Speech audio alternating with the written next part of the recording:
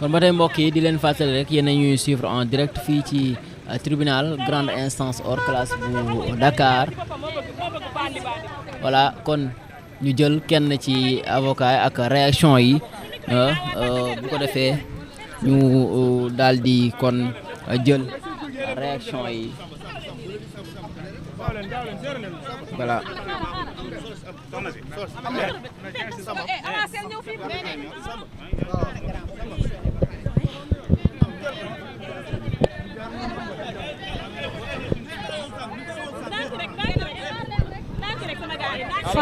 Écoutez,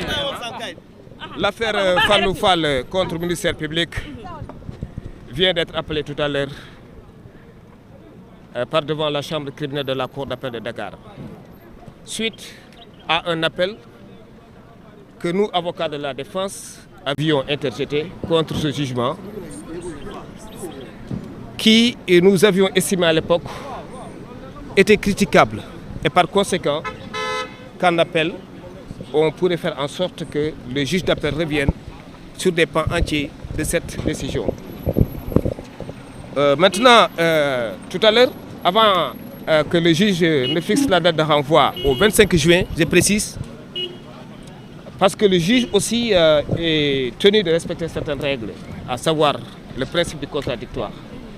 Car l'affaire ne saurait être évoquée en l'absence de la partie civile, ce qui est dans son droit le plus absolu.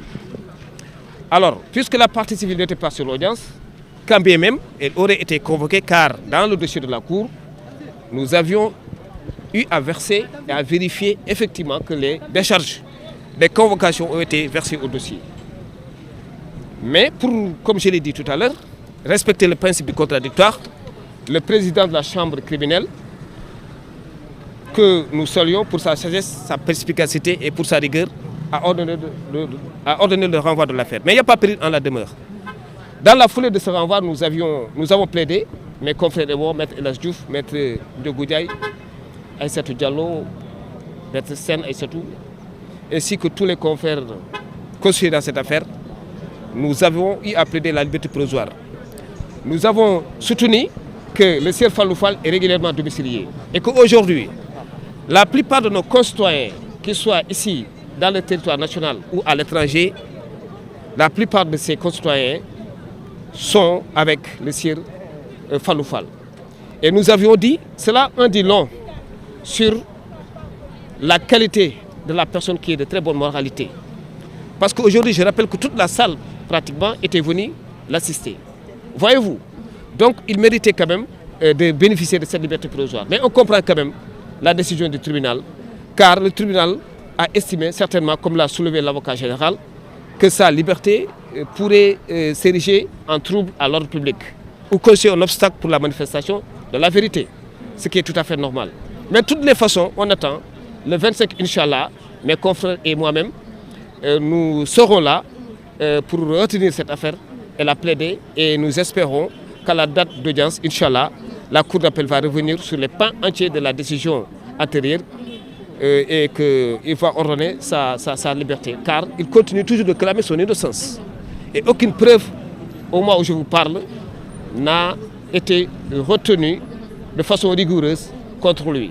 Je ne vais pas aller dans le fond de l'affaire, mais retenez qu'il clame toujours son innocence et on attend et on avisera. Je vous remercie. Alors, maa ngi informé nit ñi que ne Fallou Fall dañ ko doon àtte tey chambre criminelle cour d'appel. Mais tout à l'heure président bi mu xoolee dossier bi gis na ne avocat yi ak procureur général def nañu diligence yi joxe nañu convocation yi ba partie civile bi signé ko ñëwul lu tax ñëwul xamuñu ko dañ si maandu. Mais yoon dafa ne bu fekkente ne ñëwul mën nañ ko may chance pour respecter principe contradictoire ñu renvoyer ko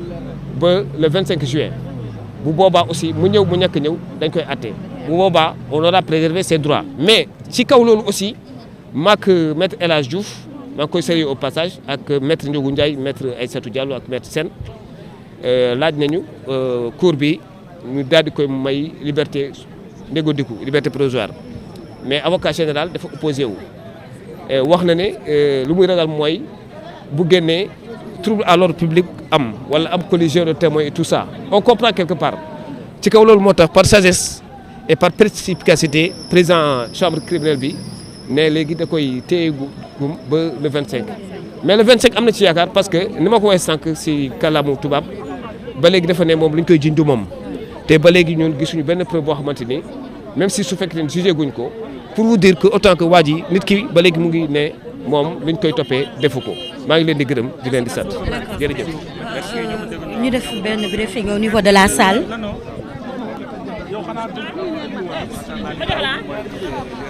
ginnaaw suñu jigéen di la grande journaliste ki nga xamante ni moom mooy Nabou Ndaw maa leen nuyu baax di leen masawu. maa ngi leen di nuyu maa ngi leen di fay yéen ñëpp di leen masawu waaye itamit di leen wax ne c'était pas du tout facile tey procès bi nga xam ne moom la ñu ñëwoon tey fii ci tribunal de Dakar palais de la justice du procès Fallou Fall ñun ñu ngi woon ci salle bi déjà bi juge bi daal di duggee dafa daal di woot ki nga xam ne moom moo di Fallou Fall mi nga xam ne moom la ñu daal di accusé mu daal di ñëw taxaw devant la barre bi mu yegg siwee ñu woo ses avocats ñëpp daal di jóg taxaw mais problème bi mu ngi commencé déjà bi ñu commencé woote li nga xam ne moom moo di les témoins déjà partie civile bi ñëwul xamuñu lan moo tax ñëwul waaye itamit témoins yi nga xam ne début bi problème bi di am ñoom ñoo ñëwoon témoigner ba taxoon ñu condamné ki nga xam ne moom moo di Fallou Fall 15 ans de prison fekkoon mu tëdd li nga xam ne moom moo di 5 ans ñooñu aussi daal ñëwuñu donc te xam nañ ne loi dafa juste ci ñëpp ka nga tooñ ka ñu tooñ la yéen ñëpp yéen a yem ci li nga xam ne moom moo di yoon looloo tax bi loolu amee li nga xam ne moom moo di le juge le président dafa daal di ne takk dañuy renvoyer li nga xam ne moom moo di procès tey bi mu ko defee nag salle bi yëngu na ndax fekk na public bi ñëpp fees dell ci biir salle bi te ñoom ñëpp fàlloo leen fa indi ñëpp yuuxu bi ñu yuuxuwee maître El Hadj Diouf moo njëkk a tourné di leen calmer après le président daal di expliquer li tax ñu daal di pour bëgg renvoyer li nga xam ne moom moo di procès tey bi ñu ne ñoom ñëpp lañ fi nekkal te am nañu droit partie civile bi bu fekkee ne ñëwul témoins yi nga xam ne ñoom la ñu enregistré ci dossier bi bu fekkee ne ñooñu tamit am nañu ci manqué dañuy pousse li nga xam ne moom moo di dossier bi donc di waxaat ne ñi nga xam ne moom moo di yar nañ ko teg ci li nga xam ne moom moo di dossier bi mu ngi noonu maître El Hadj Diouf a ngi noonu après mu daal na ñëw nii rek bàyyi leen ko mu ñëw nii bàyyi leen ko mu ñëw da nga koy bàyyi mu ñëw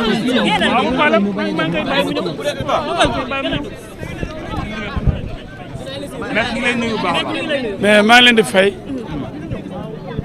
affaire Fallou Fall ba la indi bon moo indi Sénégal yëpp ñu ngi kontaan ci